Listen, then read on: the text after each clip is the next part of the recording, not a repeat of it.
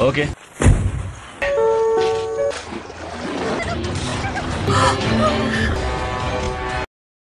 Movie की शुरुआत में 10 साल का जियाउजिंग दिखाया जाता है, जिसे स्कूल के बाद हर दिन एक खाली जू में घूमना बहुत ही पसंद है। वो एक 36 फीट लॉन्ग फीमेल मगरमच्छ जिसका नाम अमाओ है, उसका बहुत ही बेस्ट फ्रेंड है। पिछले कुछ महीनों से ज्यादा फंड्स न आने की वजह से जू बुरी हालत में है, इसलिए जियाउजिंग ज्यादातर अमाओ को सेल्स के बीच से खाना खिलाता है।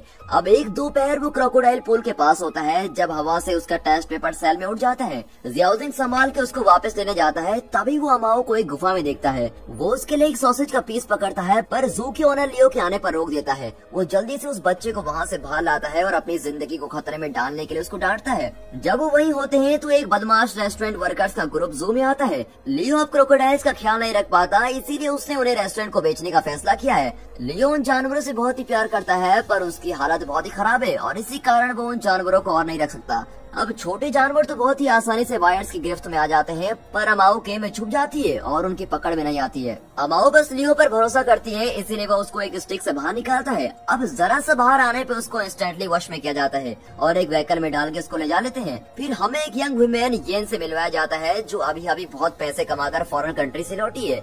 यहाँ तक कि उसके पास एक बैग भी है जो क्रोकोडाइल लेदर से बना हुआ है और उसमें $1 मिलियन है। अब शहर की तरफ जाते हुए येन और उसके बॉयफ्रेंड के बीच खतरनाक बहस हो जाती है, जिस कारण उसका बॉयफ्रेंड उसको बीच हाईवे में ही छोड़ देता है। दूसरी तरफ बायर्स उन क्रोकोडाइल्स को एक लोकल रेस्टोरेंट में लेके जाते हैं, जो जुआओ नाम के गैंगस्टर का है। वो उन जानवरों को मार के उनका मीट फॉरेनर्स को बहुत ही ज्यादा दाम में बेचने का प्लान करता है। अब एक एक्सपर्ट कुक आता है जो क्रोकोडाइल्स को मारने की जिम्मेदारी लेता है। जो छोटे अनकॉन्शियस क्रोकोडाइल होते हैं उनको मारने में उसको कोई प्रॉब्लम नहीं आती, लेकिन जैसी बारी अमाओ की आती है तो उसकी हालत खराब हो जाती है, क्योंकि वो अचानक से उन पर अटैक करती है। जिन रस्सियों से उसको बांधा हुआ होता है वो इतनी मजबूत नहीं है कि उसको रोक सके और कुछ ही सेकंड्स में वो उनको तोड़ के लोगों की तरफ भागती है जो उसको मारने की कोशिश कर रहे थे। और उस सब के दौरान वो गलती से अपनी पूंछ से छत को तोड़ देती है, जिस वजह से कुक उस पूल में गिर जाता है जहाँ बाकी ये क्रोकोडाइल्स होते हैं और वो क्रोकोडाइल्स उसकी चटनी बना देते हैं। तभी वर्कर्स का ध्यान कहीं और होता है तो अमावा दरवाजा तोड़ के वहाँ से भाग जाती है। अब जुआओ बहुत ही पैनिक करता है और अपने एम्प्लॉयज को गैर जिम्मेदार होने का इल्जाम लगाता है। वो उन्हें अमाओ के भागने का एक राज रखने को बोलता है, क्योंकि अगर वो पकड़ा गया तो उसको जेल जाना पड़ेगा। अब जियाउजिंग के घर में उसके पिता बिजी, जो एक पुलिस वाले हैं, उस पर गुस्सा करते हैं क्योंकि उसने अपना टेस्ट पेपर खो दिया है। जियाउजिंग जो उसके साथ हुआ है वो अपने पिता को बताता है, पर उसके पिता को लगता है कि वो बस अपने बुरे रिजल्ट को छुपाने के लिए ये कहानियां बना रहा है। कुछ देर बाद बिजी जियाउजिंग को घर में रहने को बोलता है और उसको बंद कर देता है और खुद काम पे चला जाता है। दूसरी तरफ येन अपने बॉयफ्रेंड को खोजते हुए 1 घंटे से हाईवे पे चल रही है। वो अपने बैग को कसकर पकड़ती है, उसके पास पैसे हैं ये सोचकर वो बहुत ही सुकून महसूस करती है। वो फैसला करती है कि वो एक टी फार्म के थ्रू बस स्टेशन के लिए निकल जाएगी, जो कि एक शॉर्टकट भी है। लेकिन बहुत जल्द उसका ये फैसला गलत हो जाता है, क्योंकि उसके सामने 36 फीट लंबा क्रोकोडाइल उसका रास्ता रोक लेता है। वो डर के अपनी जान बचाने के लिए खंबे पे चढ़ जाती है। जब वो जानवर हिलता है तो वो अपने बैग से मार के उसको दूर भगाने की कोशिश करती है, लेकिन उसे फिर से अपने फैसले पर अफसोस होता है, क्योंकि अमाओ उसका पूरा बैग खा जाती है और बैग खाने के तुरंत बाद वो वहाँ से चली जाती है, जिस कारण येन शॉक हो जाती है। उसको एहसास होता है कि बैग की कीमत उसकी जिंदगी से भी ज्यादा है और वो जानवर की तलाश में भागती है। जब उसे वो जानवर नहीं मिलता तो वो एक कपल से पूछती है कि पुलिस स्टेशन कहाँ है, और यहाँ जियाउजिंग पढ़ने की जगह अपने घर में टाइम पास कर रहा होता है। तभी उसके दोस्त आते हैं और उसको पास के लेक पर चलने के लिए बुलाते हैं और शरारती जियाउजिंग ये सोचता है कि उसके पिता के घर वापस आने से पहले वो घर लौट आएगा और इसीलिए वो अपने दोस्तों के साथ नहाने चला जाता है। वेल दोस्तों, आपके पेरेंट्स ने भी कम मार्क्स आने पर आपको कभी ग्राउंडेड किया है और फिर आप चुप के बाहर चले गए हो? क्या ऐसा कभी आपके साथ हुआ है? कमेंट्स आपके लिए खुले हैं, आप जरूर बताना। अब मूवी में आगे ये पुलिस स्टेशन पहुंच के बिजी को अपने बैग के बारे में बताती है, जिसमें उसका फोन और $1 मिलियन थे, जो अब एक मैसिव क्रोकोडाइल के पेट में है। ये कहानी इतनी अजीब होती है कि उसे लगता है कि येन उसको प्रैंक कर रही है। जब येन बार बार इंसिस्ट करती है कि वो सच बोल रही है तो बिजी उसे जायंट क्रोकोडाइल के होने का सबूत देने को बोलता है। वो उसको टी फार्म लेकर जाती है और वहाँ पर वो सब कुछ बताती है जो उसके साथ हुआ था। फिर वो उस कपल से भी मिलते हैं जो उसको पहले मिले थे और वो बोलते हैं कि उन्होंने तो इस एरिया में किसी जानवर को नहीं देखा। अब येन फिर भी इंसिस्ट करती है कि वो सच बोल रही है और उसको ऐसे बिहेव करते हुए देखकर उन्हें लगता है कि इसको मेंटल प्रॉब्लम है, जिस कारण उसे डिल्यूजन होते हैं। अब बिजी श्योर है कि येन उसके साथ पंगे ले रही है। वो दूर जाने लगता है पर येन उसका पीछा नहीं छोड़ती। वो उसे पूछती है कि शहर में ऐसी कौन सी जगह है जहाँ पर क्रोकोडाइल्स हैं। तभी बिजी को जू याद आता है।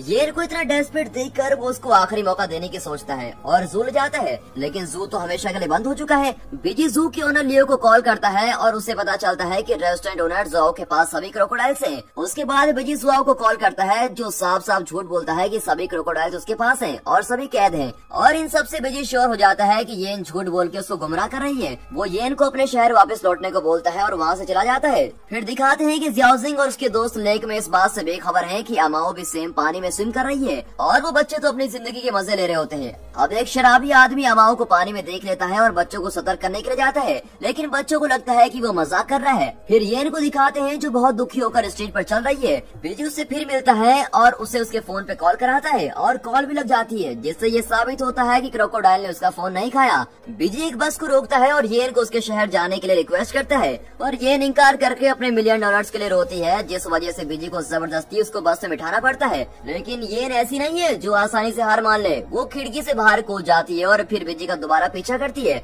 एक आदमी बिजी के पास अपनी बकरी की शिकायत करने आता है जो बिल्कुल लापता है। बिजी लेक पे इन्वेस्टिगेशन करने के लिए जाता है क्योंकि वहीं उसकी बकरी गायब हुई थी। तभी येन पानी की सरफेस से खून को फैलते हुए नोटिस करती है। जब बिजी उस पानी में कूदता है तो उसे बकरी का सर शरीर से अलग मिलता है। अब इससे बिजी को भी रियलाइज होता है कि शायद येन सच बोल रही है। उसका घर भी पॉन्ड के आसपास है, जिसका मतलब है कि क्रोकोडाइल उसके बेटे पर भी अटैक कर सकती है। वो तुरंत घर भागता है और नंगे जियाओजिंग को बाहर खेलते हुए देखता है और अपने बेटे को सुरक्षित देखकर वो भगवान का शुक्रगुजार करता है और अपने बेटे को गले लगा लेता है। बिजी का पीछा करके येन भी वहाँ पहुँचती है। वो जियाओजिंग के साथ उसके घर पे रुकती है ताकि बिजी बाहर जाके केस की आगे की इन्वेस्टिगेशन कर सके।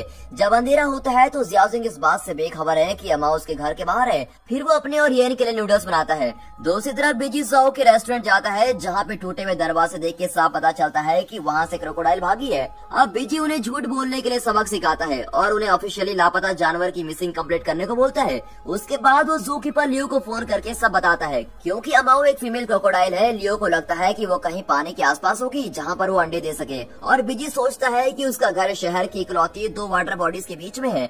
बिजी जल्दी घर भागता है ताकि वो श्योर हो जाए कि उसका बेटा सेफ है। अब इतनी देर में अमाओ घर में घुस जाती है। सीढ़ियाँ चढ़ रही होती हैं, तभी जियाओजिंग उसको देख लेता है। वो क्रोकोडाइल उसको पहचान लेती है कि वो उसका दोस्त है, पर येन बहुत पैनिक करती है। वो खुद को बचाने के लिए एक नाइफ निकालती है, जिससे वो शांत क्रोकोडाइल बहुत ही ट्रिगर हो जाता है। अमाओ उन पे अटैक करती है और पूरे घर को तहस नहस कर देती है। फिर जियाओजिंग और येन एक बंद कमरे में छुपते हैं, पर अमाओ एक दीवार तोड़ के वहाँ जाती है। उनके पास आखिरी रास्ता है छत पर जाने का।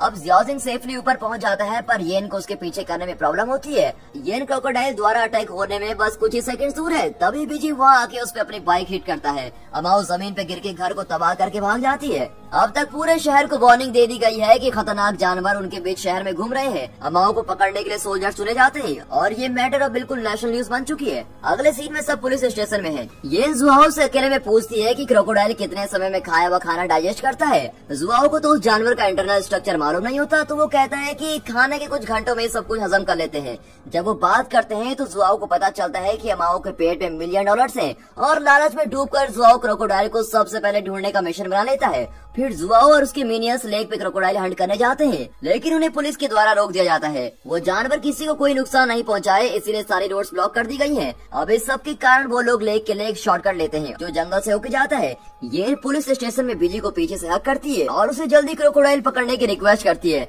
लेकिन बिजी को इस बात का एहसास हो जाता है कि वो ऐसा उसके गन चुराने के लिए कर रही है। वो उसे वार्निंग देता है कि दोबारा ऐसा ना करे, नहीं तो उसको जेल में डाल दिया जाएगा। अब अगली सुबह मिलिट्री और पुलिस सर्च मिशन पे जाने के लिए तैयार होते हैं। लियो भी बिजी के साथ चलता है क्योंकि वो इकलौता ऐसा इंसान है जो जानवर को कंट्रोल कर सकता है। अब येन भी सर्च मिशन पे जाने के लिए उतावली है। वो श्योर होना चाहती है कि उसके पैसे सबसे पहले उसी के हाथ लगे, लेकिन उसे माउंटेन्स का रास्ता नहीं पता, इसलिए वो जियाओजिंग को ट्रिक करके उसकी मदद लेती है। अब जंगल में वो लोग जुआओ और उसके मिनियन से टकरा जाते हैं। फिर वो उनका पीछा करते हैं और लेक के पास उन सबको फुटप्रिंट मिलते हैं। अब उन्हें जानवर को बाहर निकालने के लिए लालच देना पड़ता है। तभी जुआओ येन और जियाओजिंग को बेट की तरह इस्तेमाल करता है। अब उन्हें लेक के पास उल्टा टांग दिया जाता है। अमाओ उन्हें देख लेती है और जियाओजिंग को पहचान लेती है, वो काइंड बच्चा जो हमेशा उसको खाना खिलाता था। अब इसीलिए वो दोनों पे अटैक नहीं करती। तभी जुआओ का एक मिनियन उस पर हमला करता है, जिससे वो और ट्रिगर हो जाती है। अब अमाओ पानी में वापस भागती है, लेकिन साथ में जुआओ को भी अपने पीछे खींच लेती है क्योंकि वो एक फिशिंग नेट में फंसा हुआ है। बिजी और लियो वहाँ पहुँच के देखते हैं कि जुआओ बिना किसी इंजरी के सेफ है,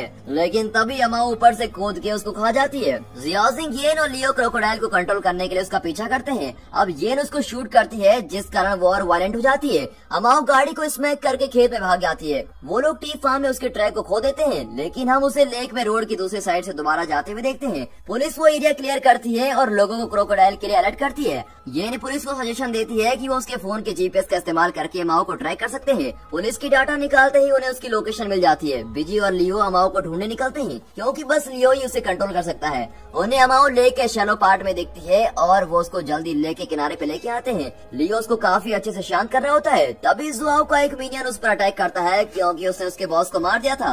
अमाओ को फिर से गुस्सा आ जाता है और वो नजर में आने वाले हर इंसान पर अटैक करने लगती है। लियो अपनी पूरी कोशिश करता है कि वो अमाओ को शांत करे, लेकिन वो उस पर भी अटैक कर देती है। अब आखिरी सोल्यूशन उसको मारने का बचता है, इसीलिए बिजी उसके सर पे गोली मारता है, जिससे वो मर जाती है। आखिरी में हमें अमाओ रोती हुई लियो की डेड बॉडी की तरफ देखती नजर आती है। वो कभी किसी को मारना नहीं चाहती थी और लियो को तो बिल्कुल भी नहीं, लेकिन खुद को बचाने के लिए उसको ऐसा सब करना पड़ा। आखिरी सीन में हमें ये दिखाई देती है जो अमाओ की डेड बॉडी से निकले हुए पैसे काउंट कर रही है। वो ज्यादातर डिस्ट्रॉय हो चुके हैं, पर उन्हें फेंकना नहीं चाहती। फिर दिखाते हैं कि लेक के पास अमाओ के अंडों से बच्चे निकल रहे हैं। और दोस्तों, यहाँ पर ये मूवी खत्म होती है।